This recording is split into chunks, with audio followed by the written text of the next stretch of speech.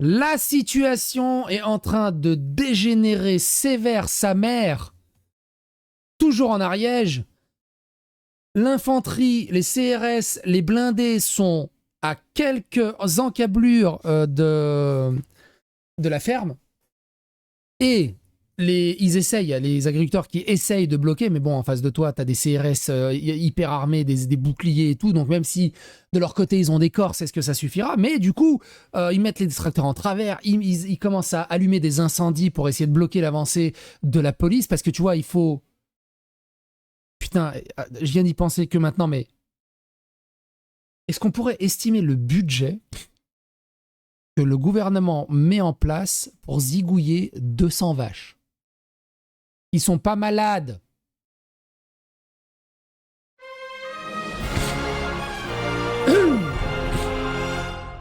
Attention, please. Les forces de l'ordre avancent face au blocage des agriculteurs en direct.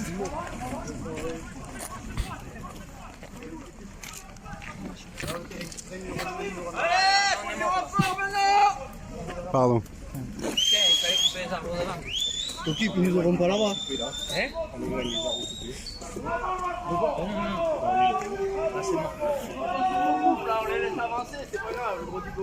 On va pas répéter tous les arguments qu'on a répétés dans les précédentes vidéos parce que sinon ça va être juste des redites. Mais vous le savez, le fond de ma pensée. Tant que eux là ne déposent pas les armes et se mettent du côté des agriculteurs, il y aura toujours un problème en France en fait. Parce qu'en plus eux là, ben, ils vivent dans la région. C'est pas des gens qui viennent d'aller loin. Ils vivent dans la région. Ils se fournissent chez ces agriculteurs. Ça se trouve, ils se connaissent même. Parce que c'est des petites bourgades. Ils se connaissent entre eux.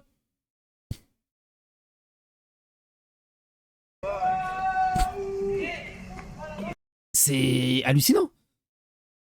Tension entre agriculteurs et forces de l'ordre en Ariège. Alors, il y a un direct de CL Press. Il y avait un direct de Toxin aussi. Toxin a fait 17 000 viewers. Beau gosse pour parler de ça.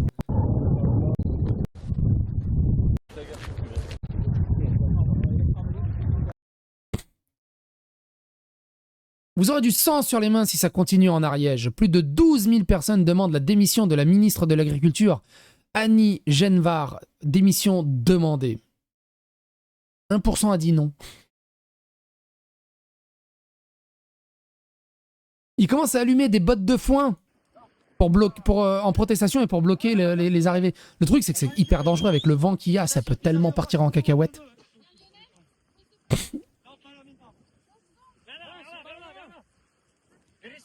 Donc on verra bien ce que ça va donner. Tiens, on les voit là au fond, là. Ils sont en train d'arriver au fond là.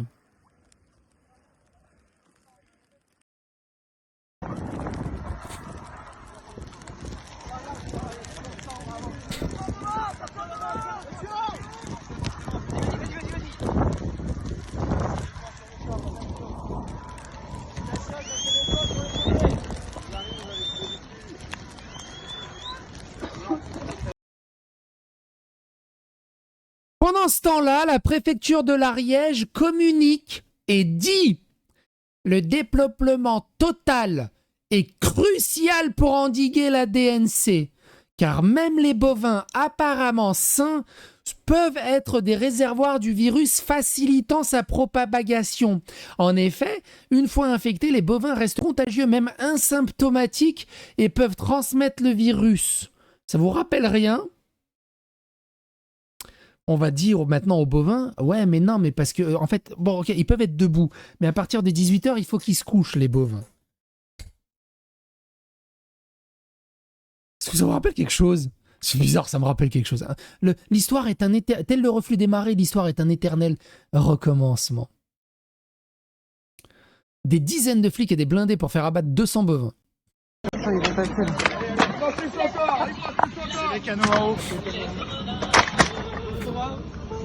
Ça deviendrait presque poétique avec ce super coucher de soleil orangé.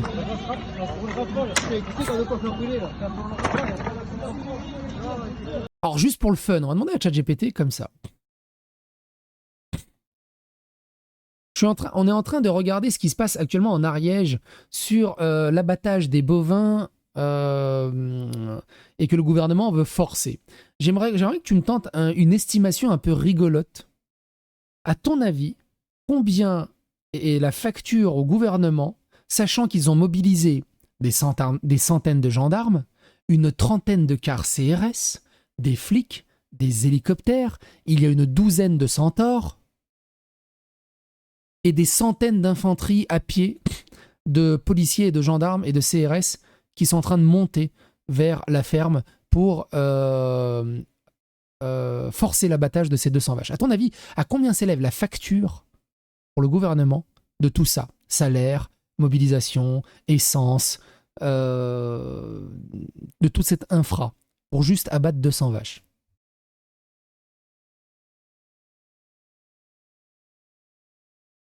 Attends, est-ce qu'il m'a compris partout? Attends, vache. Curieux. Hein. Alors, le temps qu'il réfléchit, on va regarder un peu à côté. On va continuer parce qu'il y a d'autres choses à vous montrer. Alors, écoutez ça. Écoutez ça. C'est là que t'es content d'avoir un Européen avec 2 bonnes batteries. Ça, c'est de la bombe de chantier, ça, c'est de la peinture, non, qui est pas faite pression du bois. Bon, ça ira bien. Je l'ai fait vraiment en vitesse. Hein. Un chiffon, un gros fer à béton, une paire de raisins, des clous pour pas que ça foute le camp. Bon, ça tient. Allez hop, on est parti. Les autres vont bientôt me rejoindre. Mon petit drapeau français qui flotte à l'horizon. Mais il est où le mien en fait?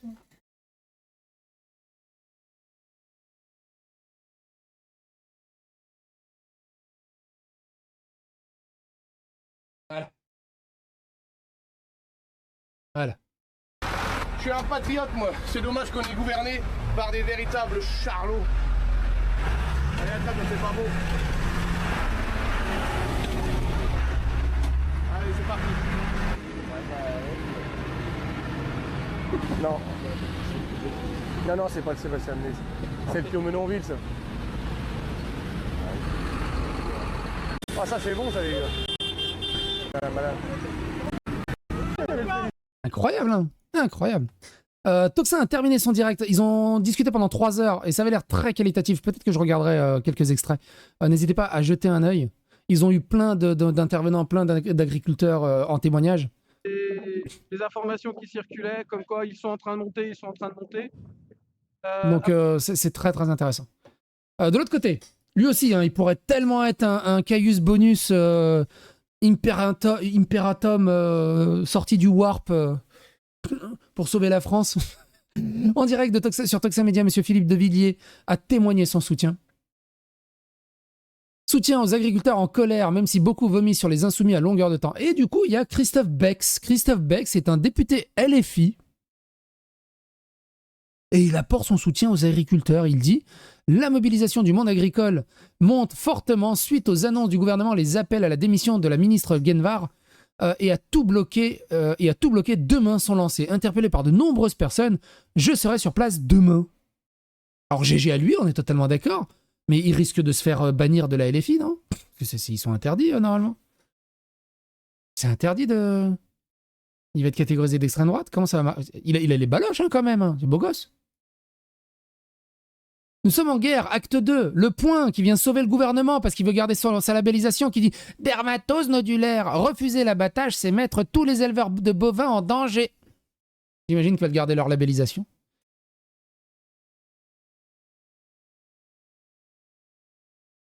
Le cercle Aristote qui dit « Honte absolue. Les agriculteurs qui ne veulent pas voir mourir leurs bêtes sont apparemment de plus grands ennemis pour l'État que la DZ Mafia. » C'est incroyable. J'ai trouvé ce lien pour le direct en Ariège. Vous en avez d'autres. Oui, CL Presse, du coup, fait un lien en direct sur ce qui est en train de se passer en Ariège en ce moment même. Ce témoignage aussi qui est très intéressant. La dermatose, oui, en tant qu'éleveur, ben, ça ne nous fait pas plus peur que la MHE, pas plus peur que la FCO, pas plus peur que la best-nostiose, pas plus peur que d'autres maladies, celles qu'on ne connaît pas encore et qui vont arriver. Et on a plus... C'est pas qu'ils ont accepté de signer pour l'abattage. Ils sont obligés de signer pour l'abattage. C'est pas pareil. Peur en fait du protocole de l'État, parce que ça c'est une épée de Damoclès qui ne nous permet pas de faire de la recherche sur cette maladie. Oui, c'était une ref, évidemment que c'était une ref à Warhammer. Bien. Tu connais tes classiques. D'y voir un peu plus clair. Et par exemple, sur cet élevage d'aujourd'hui, c'est un seul cas malade sur 208 bêtes. Les autres n'ont encore rien exprimé. Voilà. Donc nous, en tant qu'éleveurs, on sait très bien qu'on peut gérer cette maladie comme on a géré les autres maladies. et que le protocole qu'on a proposé pour faire une porte de sortie à l'État, c'était vraiment une sortie très honorable pour tout le monde et pour étudier cette maladie.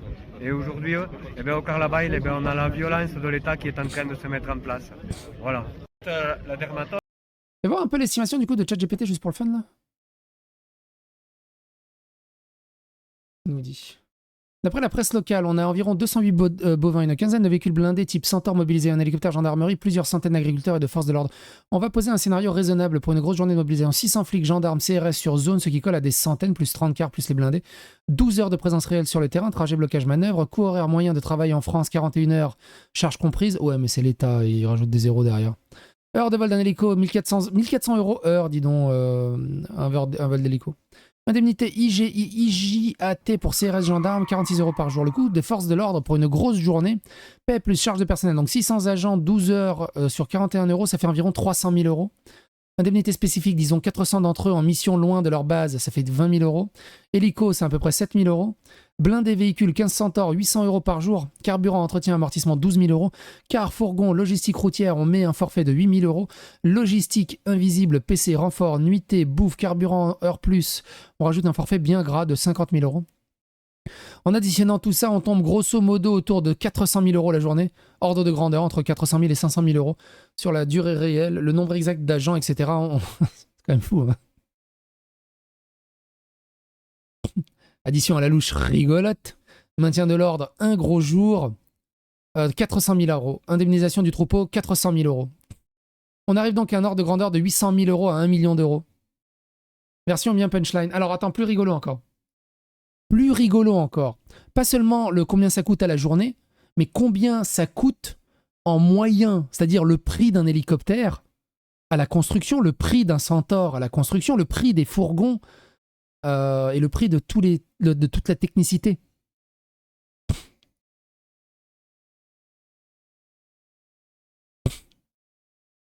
Voilà, c'est ça. Si tu devais tout racheter prix catalogue, exactement. Ça va être plus rigolo. Hélicoptère de gendarmerie, prix d'achat 10-12 millions. Prix des Centaures entre 3 et 400 000 €. Attends, je pensais que c'était plus que ça, les 400 000. Fourgon CRS, 70 à 120 000 €. Car CRS, 250 000 à 350 000 €. Matériel individuel. Alors, attends. Donc, toute valeur matérielle. Hélico, 10-12 millions. Centaure, 4 millions, 12 fois 300 000. Hein. 4 millions. Car CRS, 3 fois 300 000. 30 fois 300 000. 9 millions d'euros. Fourgon Master, 3 millions d'euros. Matériel PC transmission, 2,5 millions. Matériel individuel de 600 agents, 3,6 millions d'euros. Voilà. Donc, la journée. Là, je suis beaucoup plus d'accord sur les estimations. La journée, 32 à 35 millions d'euros engagés par le gouvernement, sans compter les vétérinaires au tout à côté. Hein. Tout ça pour 200 vaches. Et même lui, il met une tête de mort rigolote parce qu'il préfère ironiser que péter un câble. Donc, on est à une hauteur de 160 000 € de matériel mobilisé par vache. Version punchline. Le gouvernement a aligné l'équivalent d'un Airbus A320, d'un parking entier d'Audi A7, du Q7 blindé et d'un musée du maintien de l'ordre pour aller chercher 200 vaches qui n'avaient rien demandé. Je préfère en rire, au bout d'un moment. Chaque vache a eu droit à son forfait GIGN Premium à 175 000 € en valeur matérielle, sans même compter la viande.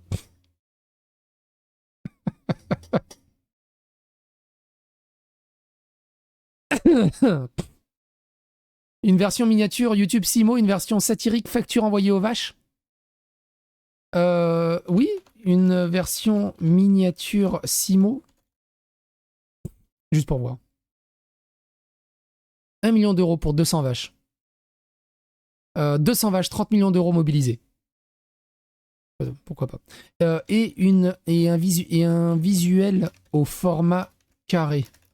Sans texte. Juste visuel.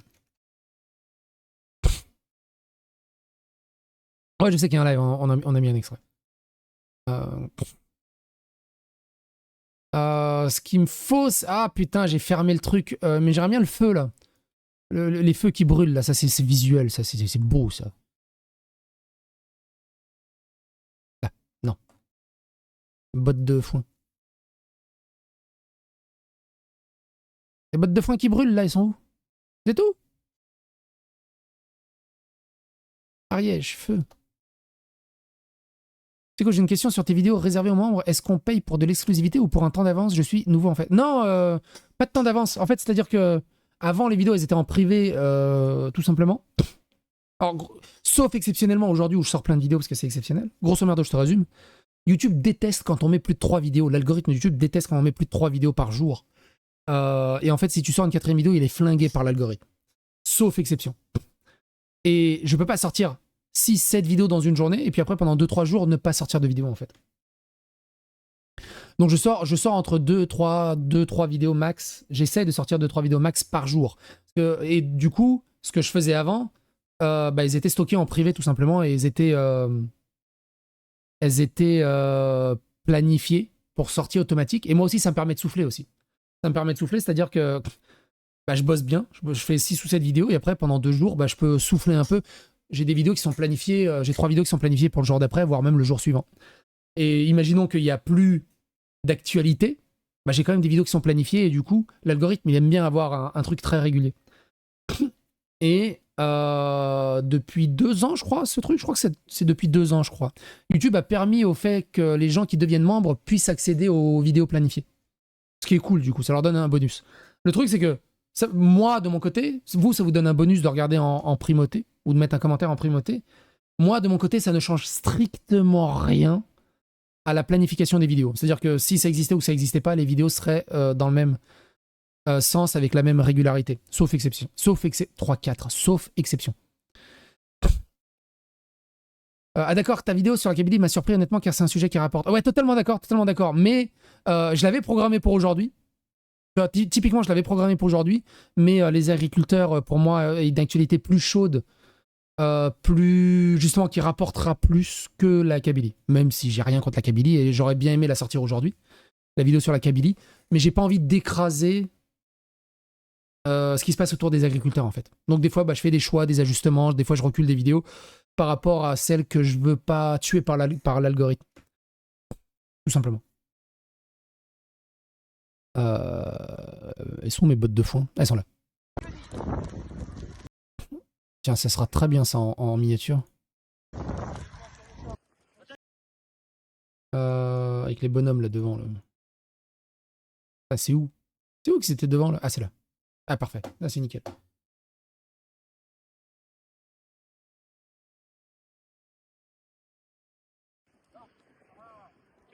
Merde, j'ai pas mis la musique depuis tout à l'heure.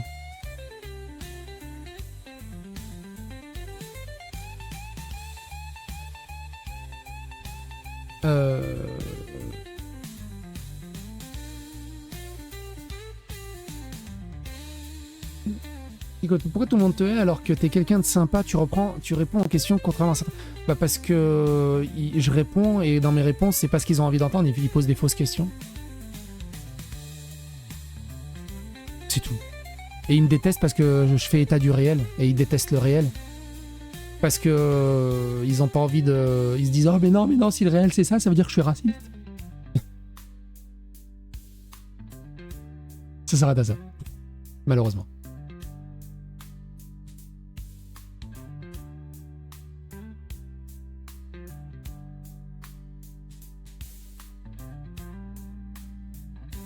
Merde, j'ai oublié d'éteindre la vidéo.